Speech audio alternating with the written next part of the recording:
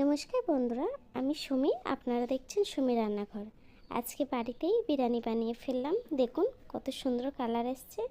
কিন্তু আমি বিরিয়ানিতে একদমই কালার অ্যাড করিনি।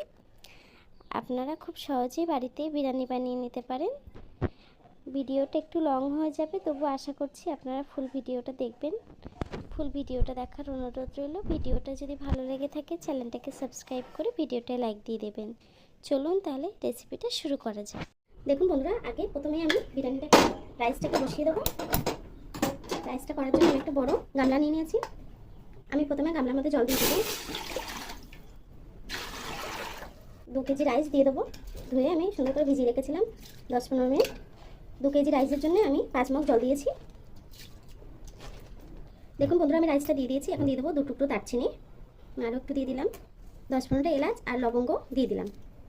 রাইসের মধ্যে আমি সামান্য একটু সাদা তেল দিয়ে দিচ্ছি, এতে রাইসটা কিন্তু ছাড়া ছাড়া হয়। দিয়ে দেবো 3টে তেজপাতা, ছোটো চামচে 2 চামচ নুন দিয়ে দেবো। এটা ঢাকনা দিয়ে ঢেকে রাইসটাকে কিছুক্ষণ হতে দেবো। দেখুন বন্ধুরা, ওদিকে রাইসটা হতে হতে কিন্তু আমি এদিকে চিকেনটা রান্না করে নেবো বিরিয়ানির। আমি কড়াইটা বসিয়ে দিয়েছি। কড়াইটা গরম হয়ে গেছে, আমি তেল দিয়ে দেবো। আগে প্রথমে ব্রেস্তাটা ভেজে নেব। দেখুন বন্ধুরা, তেলটা কিন্তু গরম হয়ে গেছে। আমি পেঁয়াজ কুচিয়ে রেখেছি, দিয়ে দেবো। বিরিয়ানির জন্য ব্রেস্তাটা ভেজে নেবো। প্রথমে ব্রেস্তাটাকে সুন্দর করে ভেজে নেবো লাল লাল করে। দেখুন বন্ধুরা, ব্রেস্তাটা কিন্তু ভাজা হয়ে গেছে। এখন ব্রেস্তাটা তুলে নেব। দেখুন ব্রাউন কালার করে ভেজে নিয়েছি। দেখুন বন্ধুরা, এই বেরেস্তা ভাজা তেলের মধ্যে কিন্তু আমি আলুগুলোকে ভেজে নেব। আলুটার ভিতরে সামান্য একটু হলুদ দিয়ে দেবো। হলুদ গুঁড়ো দিয়ে আলুটাকে ভেজে নেব। দেখুন বন্ধুরা, আলুটা কিন্তু ভাজা হয়ে গেছে। এখন আলুটাকে তুলে নেব।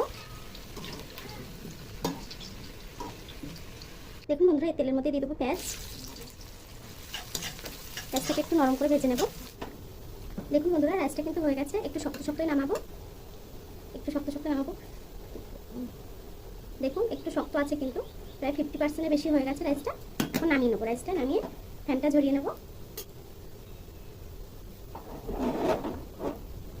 দেখুন বন্ধুরা, পেঁয়াজটা কিন্তু ভাজা হয়ে গেছে। এখন মশলাগুলো অ্যাড করবো। আমি দিয়ে দেবো রসুন বাটা 2 চামচ, বড় চামচে 2 চামচ। দিয়ে দেবো আদা বাটা 2 চামচ। দিয়ে দেবো জিরে বাটাটাও দিয়ে দেবো 3 চামচ। জিরে বাটাটা একটু বেশি দিতে হবে। দিয়ে সুন্দর করে কষিয়ে নেবো। যতক্ষণ আদা রসুনের কাঁচা গন্ধটা না যাচ্ছে, মশলাটাকে একটু কষিয়ে নেবো। দেখুন বন্ধুরা, মশলাটা কিন্তু কষানো হয়ে গেছে, তেল ছেড়ে দিচ্ছে। এখন গুঁড়ো মশলাগুলো অ্যাড করবো। দিয়ে দেবো হলুদ গুঁড়ো 1 চামচ, আর সামান্য একটু দিয়ে দিলাম।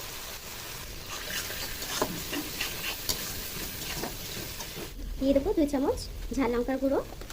ঝালটা আপনারা আপনাদের টেস্ট অনুযায়ী দেবেন। দিয়ে দেবো সামান্য একটু কাশ্মীরি লঙ্কার গুঁড়ো। সামান্য একটু জল দিয়ে দেবো। দিয়ে মশলাটাকে কষিয়ে নেবো। দিয়ে দেবো 2টো টমেটো পেস্ট করে রেখেছিলাম, টমেটোটা দিয়ে দিলাম। দেখুন বন্ধুরা, মশলাটা কিন্তু কষানো হয়ে গেছে। এখন চিকেনগুলো দিয়ে দেবো। আমি 2 কেজি চিকেন নিয়েছি। আমি কিন্তু চিকেনটাকে একটু ছোটোই রেখেছি। চিকেনটাকে সুন্দর করে কষিয়ে নেবো। নুনটা কিন্তু আমি এখন অ্যাড করিনি। চিকেনটাকে একটু কষিয়ে তারপরে লাস্টে নুনটা অ্যাড করবো। চিকেনে প্রথমেই কিন্তু নুন অ্যাড করলে জল ছেড়ে দেয়। চিকেনটা কিন্তু সেইভাবে কষানো হয় না। দেখুন বন্ধুরা, নুনটাকে কিন্তু আমি এখন অ্যাড করবো। দিয়ে দেবো স্বাদ মতো নুন।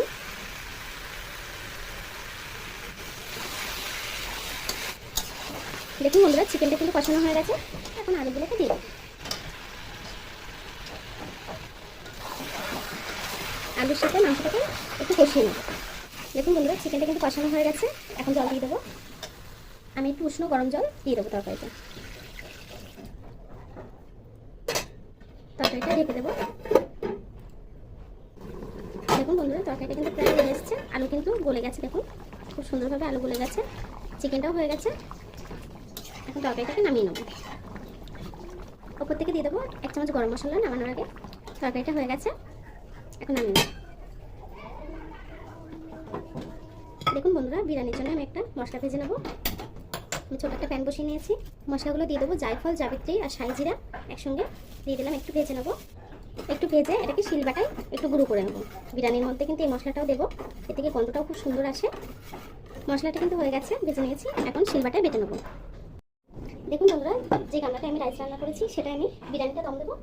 তার জন্য ওপর থেকে ঘি দিয়ে দেবো 1 চামচ। ঘিটাকে সুন্দর করে গামলায় মিছিয়ে লাগিয়ে। দেখুন বন্ধুরা, আমি ঘিটা কিন্তু সারা সাইডে সুন্দর করে লাগিয়ে নিয়েছি।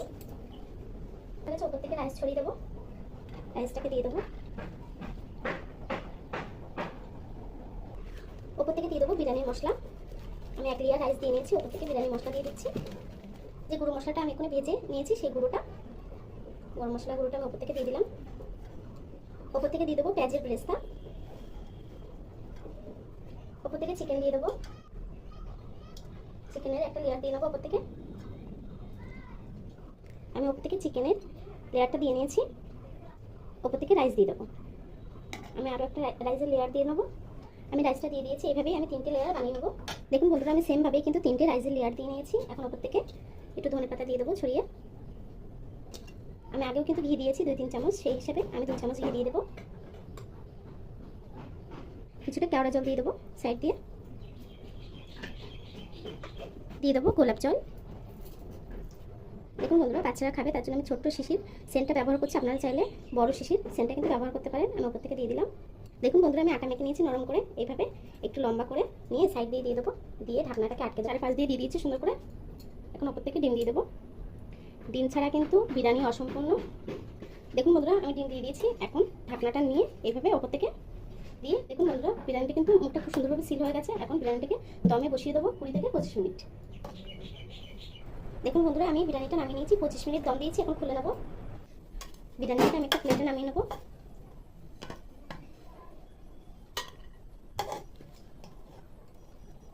দেখুন বন্ধুরা, কালার ছাড়া কিন্তু বিরিয়ানি, আমি কিন্তু বিরিয়ানির কালার অ্যাড করিনি, বাচ্চারা খাবে তার জন্য। দেখুন বন্ধুরা, বিরিয়ানিটা কিন্তু কমপ্লিট হয়ে গেছে, কত সুন্দর হয়েছে। দেখুন, আপনারা এইভাবেই বাড়িতে খুব সহজেই বিরিয়ানি বানিয়ে নিতে পারেন। বাইরের বিরিয়ানি থেকেও কিন্তু ঘরের বিরিয়ানি খুবই সুন্দর হয়। আপনারা এই রেসিপিটা ট্রাই করে এইভাবে বিরিয়ানি বানাবেন, আর কেমন হয়েছে কমেন্ট বক্সে জানাবেন। যদি ভিডিওটা ভালো লেগে থাকে চ্যানেলটাকে সাবস্ক্রাইব করে ভিডিওটা লাইক দিয়ে দেবেন। এতক্ষণ ধরে আমার এই ভিডিওটা দেখার জন্য আপনাদেরকে অসংখ্য ধন্যবাদ।